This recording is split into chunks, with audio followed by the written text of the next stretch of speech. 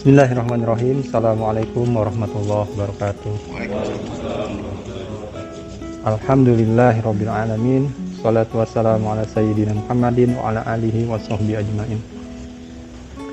Saya sering sekali mengajak teman-teman ya, bukan hanya di sini, yang lain juga untuk selalu bersyukur kepada Allah Subhanahu wa taala. Karena banyak sekali nikmat Allah yang diberikan Allah kepada kita, itu bukan main, luar biasa banyaknya. Kata Allah, wa in ta'uddu nikmatallah la tuhsuha. Dan jika kamu menghitung-hitung nikmat Allah, tidak akan bisa, kata Allah, tidak akan terhitung. Kita di sini sekarang bisa bernafas dengan lega, bernafas dengan aman, dengan nyaman, kita menghirup udara, menghembuskannya lagi, itu semuanya gratis ya. Ada seorang dokter yang bercerita, di rumah sakit itu Pak, kalau seseorang kesulitan bernapas kan dikasih bantuan dengan oksigen. Nah, satu harinya bayar berapa khusus untuk oksigennya itu aja? 3,6 juta katanya. 3,6 juta satu hari kasih oksigen masuk kita ini. Yo, kita hitung hidup kita ini udah berapa hari nih sejak kita lahir ya, Mas Andoko. Banyak ya. Kalau kita dicas kira-kira berapa juta ya. Jadi semuanya itu pertama-tama adalah syukur kepada Allah Subhanahu wa taala. Ya. Kenapa kita jarang sekali bersyukur? Karena di pikiran kita yang menghalangi adalah luputnya sesuatu yang kita nggak dapat, yang kita nggak punya, itu yang kita pikirkan, yang kita belum bisa raih, yang kita belum bisa beli. Ya, itu yang ada di pikiran kita. Padahal yang ada yang sudah dikasih sama Allah itu jauh lebih banyak. Coba, jauh lebih banyak. Bangun tidur, buka mata, kita perhatikan. Ada istri, alhamdulillah, lihat anak-anak sehat-sehat, lucu-lucu, baik-baik semuanya. Ada rumah yang bisa kita tempati, kendaraan, itu semua pemberian Allah. Ingat, kita ini lahir dalam keadaan nggak punya apa-apa, telanjang semua kita. Nggak tahu kalau Mas Komar keluar udah pakai coverall gitu. Enggak kan?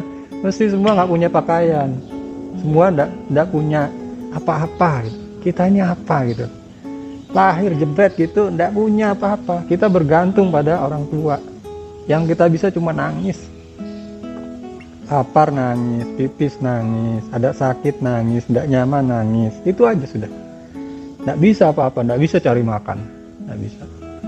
Nah, perlahan-lahan dari kelemahan itu Allah Subhanahu wa taala memberikan kepada kita. Ditakdirkannya kita berada pada keluarga yang baik, orang tua yang baik. Diberinya oleh orang tua kita makanan, diasuh, diberinya oleh orang tua kita pakaian, disekolahkan oleh orang tua kita. Semuanya itu adalah kehendak Allah, bukan semata-mata atau kebetulan atau memang sudah begitu. Enggak begitu. Allah yang menggariskan itu, memberikan kepada kita. Nah itu, ayo kita sama-sama bersyukur kepada Allah Subhanahu wa taala, berterima kasih kepada Allah, ucapkan alhamdulillah ya Allah, betapa Engkau baik kepadaku, padahal aku ini bukan siapa-siapa gitu. Kata dokter itu lagi, ternyata ketika seseorang itu merasa senang, merasa gembira, merasa bahagia dengan kondisinya, keadaannya sekarang ini, maka rasa bahagia itu akan memunculkan hormon kortisol dalam dirinya. Nah, ini hormon ini yang akan kemudian meningkatkan daya tahan tubuh. Jadi, ini luar biasa. Firman Allah itu langsung di situ ya kita lihat. Kata Allah apa? La in syakartum la azidannakum. Jika kamu bersyukur, maka aku tambahkan nikmatmu kepadamu. Nikmatku kepadamu, kata Allah. Ternyata di sini kontan dikasih nikmatnya ya.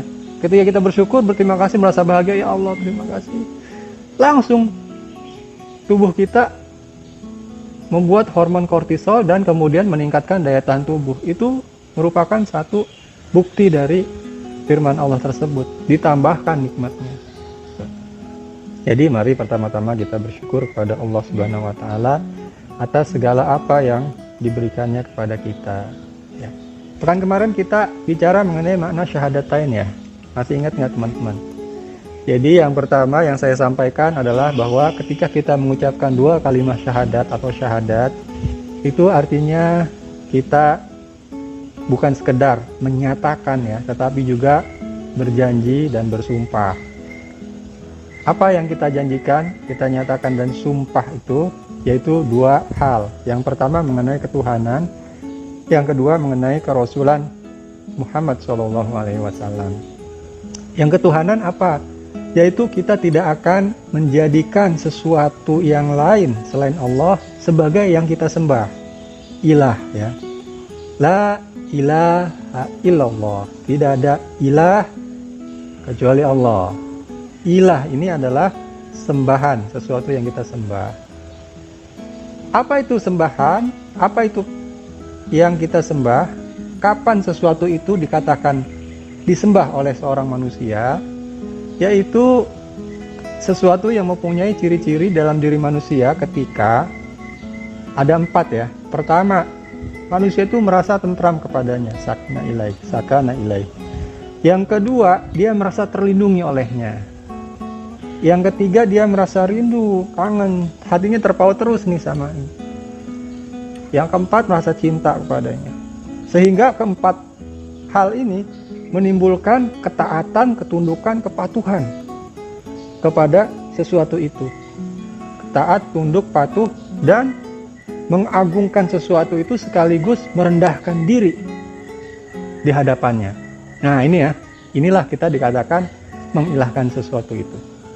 Kemarin juga kita mencontohkan contoh dalam kehidupan sehari-hari, misalnya ilah itu apa. Yang bisa jadi ilah kalau gambarannya seperti itu, yang bisa jadi ilah itu kurang lebih apa coba? Yang kemarin kita contohkan apa ya? Contohnya wanita, kemarin kita contohin nggak? Kapan seorang wanita itu bisa menjadi ilah bagi seorang laki-laki? Ketika begitu cantik, anggun, dan mempesonanya di depan mata laki-laki itu, sehingga si laki-laki itu kemudian memuja, mengagungkan, merendahkan diri di hadapannya, taat, tunduk, patuh padanya. Yang penting gue dapat lah gitu. Nah ini bahaya ini, si laki-laki ini sudah mengilahkan dia. Itu ya contohnya kemarin. Itu contoh yang, tapi kalau contoh yang klasiknya itu apa? Misalnya orang mengilahkan berhala ya, patung. Ada patung disembah. Kenapa? Ini Tuhan. Ini sesuatu yang agung. Ini sesuatu, walaupun representasi misalnya, ini representasi dari kekuatan yang agung, kekuatan yang maha hebat. Jadi disembah, diagungkan, dipatuhi, ditaati, ditunduk, dan ditakuti. Itu contohnya ya. Contohnya kemarin apalagi? Jimat. Ya, kalau jimat kita misalnya punya cincin. Wah, ini kalau ada ini beres. Itu ya Mas Andoko. Kemana-mana aman, ya kan? Kalau nggak ada, wah resah ini, ketinggalan di rumah. Jadi hati terpaut terus ke situ, dikit-dikit situ, dikit-dikit situ. Ada masalah ini, larinya ke situ, terpaut terus hatinya, dan merasa terlindungi. Takut kalau dia hilang, takut kalau dia tidak punya kekuatan lagi, takut kalau dia. Jadi tawakalnya ke situ, itu tawakal namanya ya. Jimat. Terus kalau di cerita-cerita mitos rakyat itu seperti penguasa-penguasa ya, penguasa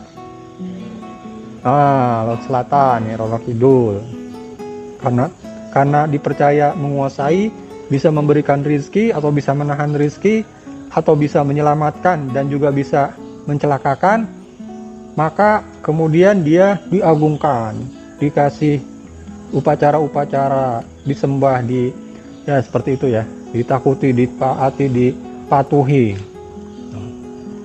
Nah itu kurang lebih yang merupakan ilah bagi manusia. Dan syahadat kita, dengan syahadat kita berjanji, kita menyatakan dan bersumpah tidak akan menjadikan hal-hal lain menjadi ilah kita. Yang akan kita jadikan ilah kita hanyalah Allah Subhanahu wa Ta'ala. Gitu ya. Nanti pelan-pelan kepada anak-anak kita ini kita jelaskan seperti itu. Dek, kita hanya meminta kepada Allah ya, tidak boleh kita berdoa kepada yang lain, karena hanya Allah yang patut kita mintai pertolongan, gitu. Patut kita mintai perlindungan dan bantuan, bukan kepada jimat atau bukan kepada pohon, bukan kepada kuburan, bukan kepada laut, hutan, atau apapun. Ya, nanti kita akan bahas macam-macam syirik atau membuat tandingan bagi Allah. Ya. Itu mengenai syahadat kita yang pertama, la ilaha illallah. Yang kedua, Muhammadur Rasulullah. Kemarin kita sudah bahas sedikit, mengakui seseorang sebagai utusannya Allah Subhanahu wa Ta'ala yang menciptakan alam semesta ini dan yang kita sembah, yang kita agungkan, yang kita taati, tunduk, patuh kepadanya. Itu artinya sama saja dengan kita menyerahkan apapun ya dalam diri kita itu kepada beliau ini, gitu ya, kepada Muhammad SAW. Karena Allah Subhanahu wa Ta'ala pun memerintahkan kita untuk mengikuti apa yang diperintahkan oleh Nabi, yang dicontohkan oleh Nabi Muhammad SAW. Artinya apa? Dua kalimat syahadat kita itu mengandung pengertian bahwa kita ridho kepada Allah sebagai Tuhan kita, kemudian Islam sebagai din kita, cara kita hidup, dan Muhammad sebagai Nabi kita. Raditu billahi robba wa bil islami dina wa bi Muhammadin nabiyya wa rasulah. Itu dia. Di sini semua udah ridho belum? Bahwa Allah adalah Tuhan kita, udah ridho belum semuanya? Ridho ya? Kalau nggak ridho bahwa Allah sebagai Tuhan itu salah satunya tadi contohnya ya. Contohnya ya tadi yang pakai jimat gitu ya, itu nggak ridho dia sebagai Tuhan. Kenapa? Allah sebagai Tuhan. Kenapa? Karena dia masih ngambil sesuatu yang lain sebagai kekuatan yang dia bergantung padanya gitu. Bukan Allah. Harusnya Allah kita ambil, tidak perlu ini. Tanpa jimat pun kita jalan. Kata Allah, kalau ma asoba min musibatin illa biidnillah. Tidak ada sesuatu musibah pun yang terjadi kecuali dengan izin Allah. Ya. Jadi nggak pakai jimat pun kalau kita nggak diizinkan untuk celaka sama Allah, tidak akan celaka. Gitu. Ya, itu cirinya nggak ridho. Terus kemudian ridho terhadap Islam sebagai agama kita. Nah, ini yang nggak ridho Islam sebagai agama kita, contohnya gimana? Misalnya orang yang nggak sholat, ya kan? Berarti dia nggak ridho kan? Kan sebagai orang Islam kita wajib untuk menjalankan sholat 5 waktu. Nah, terus kalau dia nggak menjalankan itu, berarti dia nggak ridho Islam sebagai agama, ya kan? Zakat. Ayo, bayar zakat nggak? Kalau nggak bayar zakat berarti belum ridho sebagai gitu. Ambil contoh aja gini deh. Kadang-kadang kita tuh ingin ikut satu olahraga sama-sama yang lain, tetapi nggak mau resikonya gitu loh. Kalau main bola kan suka kan? Kebetulan di sini lapangan diurusin kan sama FM. Jadi nggak masalah, mau main bola sendiri tengah hari juga silakan aja gitu kan ya. Nah kalau di luar kan enggak, itu kan harus ada yang ngurus, ada yang motongin rumputnya, ada yang macam-macam ya. Kalau masuk ke klub situ, itu pasti ada iurannya, bener nggak? Kalau ikut klub bola di luar, atau tenis, bulu tangkis apa gitu kan, pinjam lapangan juga harus nyewa kan. Nah itu maksud saya seperti itu. Ketika kita masuk ke dalam satu klub tadi, ada konsekuensinya, yaitu bayar iuran. Kalau kita nggak rela, nggak ridho dengan itu, ya kita nggak usah masuk situ gitu kan. Nggak mau bayar iuran, ya jangan masuk situ. Sama, masuk Islam juga seperti itu. Di antaranya bayar zakat, kemudian puasa ya di bulan Ramadan, dan naik haji jika mampu. Itu semua konsekuensinya. Bagi kita yang sudah terbiasa sholat 5 waktu mungkin tidak berat, tetapi bagi teman-teman yang lain yang baru atau yang belum terbiasa walaupun sudah lama Islamnya dari lahir tapi belum terbiasa sholat 5 waktu, itu juga berat. Puasa Ramadan juga berat bagi yang belum terbiasa. Nah, itu konsekuensi-konsekuensi yang harus kita terima dan harus kita jalani ketika kita mengucapkan 2 kalimat syahadat. Ya, asyhadu alla ilaha illallah wa asyhadu anna muhammadar rasulullah. Artinya kita sudah menyerahkan jiwa raga kita ke dalam Islam. Apapun yang diperintahkan oleh Allah dan Rasul-Nya di dalam agama kita harus kita jalankan. Nah, biasanya pada tahap ini yang baru-baru menerima ini pasti akan ada sesuatu gitu. Inilah entry point. Lanjut atau mundur.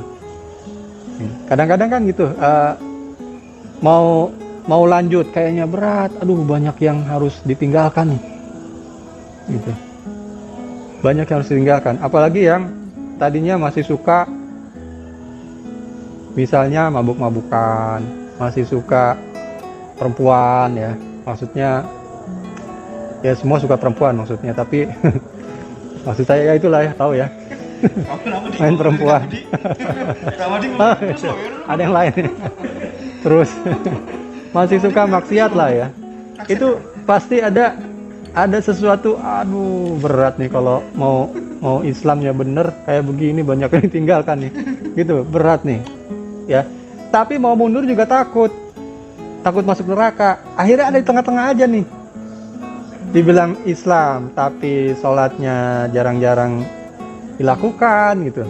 Dibilang nggak Islam juga tapi ya dia Islam gitu. Nah, ini kadang-kadang. Nah, kita harus masuk ke dalam Islam itu secara kafah. Udah nyemplung sudah syahadat, asyhadu alla ilaha illallah, asyhadu anna muhammadar rasulullah. Masuk sudah. Nggak usah ragu lagi gitu. Sama seperti masuk klub bola tadi. Jangan kita mau mainnya aja tapi ketika bayar iuran, nggak bilangnya ya besok, tapi besoknya ya besok lagi gitu kan. Nah, itu. Enggak, kalau memang kita mau masuk komit langsung nyemplung. Oh, kita juga mendapatkan ganjarannya kan. Main bola ya kita bisa main bola sepuas-puasnya di situ gitu. Kita bisa punya teman, bisa punya ini kan. Enjoy gitu. Nah, apalagi Islam. Ketika kita masuk nyemplung ke dalam Islam, itu ganjarannya luar biasa ya. Innalladzina amanu wa amilus solihati ulaika hum khairul bariyah. Sesungguhnya orang-orang yang beriman dan beramal soleh, mereka itu adalah makhluk terbaik, kata Allah. Khairul bariyah. Jazaa'uhum, balasan bagi mereka, jannatu adnin tajri min tahtihal anhar, khalidina fiha abada. Balasan bagi mereka itu adalah jannah, surga Aden, jannatu Aden tajri min, yang di dalamnya itu ada sungai-sungai yang mengalir. Mereka kekal di dalamnya selama-lamanya. Itu balasannya. Jadi nyemplungnya itu kita ke dalam Islam, ke dalam syahadat kita, udah nggak usah tanggung-tanggung, nggak usah ragu-ragu, nyemplung sudah. Karena ganjarannya sangat besar. Hidup di dunia ini sebentar, sedangkan di akhirat nanti kita akan hidup selama-lamanya. Jangan kita korbankan akhirat kita dengan kenikmatan-kenikmatan yang sedikit di dunia ini, yang menggoda, yang membuat kita ragu untuk nyemplung secara penuh ke dalam Islam. Ya, ada yang ragu-ragu.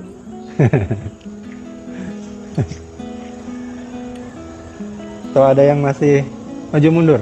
Enggak ya, insya Allah semuanya kita di sini sudah komit dengan mengucapkan 2 kalimat syahadat kita. Kita hanya akan menyembah Allah dan mengakui Nabi Muhammad sebagai utusan Allah. Dengan demikian kita ridho pada Islam sebagai agama kita. Kita nyemplung full ke dalamnya, komit menjalankan apapun yang diperintahkan oleh Allah dan menjauhi apapun yang dilarang oleh Allah Subhanahu wa taala. Itulah yang pertama namanya iman. Kemudian iman itu diimplementasikan dalam kehidupan kita berupa takwa, ketaatan, takut, tunduk, patuh kepada Allah Subhanahu wa taala. Jadi iman dan takwa. Takwa didasari oleh keimanan kepada Allah Subhanahu wa taala. Ya. Ada pertanyaan sampai di sini? Silakan Mas Miji. Waalaikumsalam. Kita itu harus ada rasa takut kepada Allah. Nah, yang menjadi pertanyaan Pak, makna dari takut kepada Allah ini apa Pak? Sementara di sisi lain ini kan Allah Maha Penyayang, Maha Pengasih dan Penyayang. Tapi kenapa kita harus takut kepada Allah? Ya. Nah, motivasi dari Allah itu dengan kata-kata takut kepadanya ini maksudnya gimana sih Pak? Ya. Assalamualaikum warahmatullahi Waalaikumsalam warahmatullahi. Ya, jadi salah satu yang sering diingatkan oleh Allah Subhanahu wa taala itu adalah mengenai azab ya. Neraka jahanam, azab Allah. Di dalam bab syukur juga kita baca la in syakartum la azidannakum wa la in kafartum inna adzabi lasyadid. Kata Allah, jika kamu bersyukur aku tambahkan nikmatku kepadamu, tapi kalau kamu kufur sungguh azabku sangat pedih. Nah gitu ya. Jadi takutnya kita kepada Allah itu bukan kepada takut kepada zatnya, tapi takut kepada nanti siksanya karena keadilannya gitu. Kenapa Allah kemudian mengazab seseorang? Itu karena konsekuensi dari maha adilnya Allah gitu. Jadi bukan karena Allah zalim, tidak. Makanya takut kita itu bukan karena takut kepada Allahnya, bukan karena takut pada zatnya, tapi takut kita melanggar perintahnya. Nah itu maksudnya Mas. Jadi kepada zatnya yang maha pengasih, maha penyayang, yang maha baik kepada kita, itu kita cinta. Kata Allah, wa minan nasi may yattakhidhu min dunillahi andada yuhibbuhum kahubbillah walladzina amanu asyaddu hubbalillah. Nah, ini Allah menceritakan bahwa di antara manusia itu ada yang mengambil hal-hal yang lain selain Allah sebagai tandingan, sebagai sembahannya, sebagai ilahnya. Mereka mencintai hal yang lain itu sebagaimana mencintai Allah. Tetapi Allah gambarkan orang-orang yang beriman itu asyaddu hubbalillah, sangat-sangat cintanya kepada Allah. Ya, bagaimana mungkin kemudian sesuatu yang dicintai sekaligus ditakuti? Hal itu bisa terjadi ketika dia takut yang dicintainya itu marah kepadanya.